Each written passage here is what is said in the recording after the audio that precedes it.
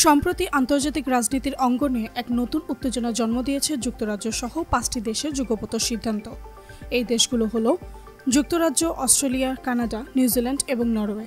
একসাথে ইসরায়েলের 2 শীর্ষ ডানপন্থী মন্ত্রীর ওপর নিষেধাজ্ঞা আরোপ করেছেন, যাদের বিরুদ্ধে অভিযোগ অধিকৃত পশ্চিম তীরে ফিলিস্তিন জনগণের বিরুদ্ধে বারবার সহিংসতার উস্কানি দিয়েছেন তারা।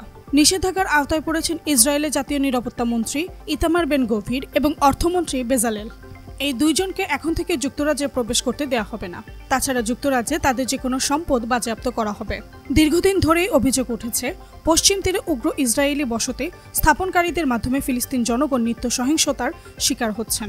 যুক্তরাজ্যের পররাষ্ট্রমন্ত্রী ডেভিড স্ল্যামি বলেছেন, বেন গভির ও বেজালিল তাদের বক্তব্য ও কর্মকাণ্ডের মাধ্যমে পশ্চিম তীরে সহিংসতার মাত্রা বাড়িয়ে তুলেছেন, ফলে ফিলিস্তিনি জনগণের মানবাধিকার মারাত্মকভাবে লঙ্ঘিত হচ্ছে। কি হবে তা নিয়ে শীঘ্রই ইসরায়েলের মন্ত্রিসভা বৈঠকে বসবে।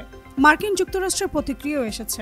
মার্কিন কংগ্রেস সদস্য মার্কো রুবিও এই নিষেধাজ্ঞার কড়া সমালোচনা করে বলেন, এটি যুক্তরাষ্ট্রের যুদ্ধবিরোধী প্রচেষ্টার পরিপন্থী। পাশাপাশি তিনি নিষেধাজ্ঞা প্রত্যাহারের আহ্বান জানিয়েছেন।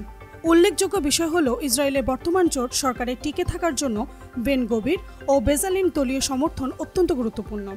তাদের দল ইহুদি শক্তি এবং জায়নিজম পার্টির সম্মিলিত সংসদীয় আসন সংখ্যা, যা ক্ষমতাসীন জোটের জন্য একেবারে অপরিহার্য।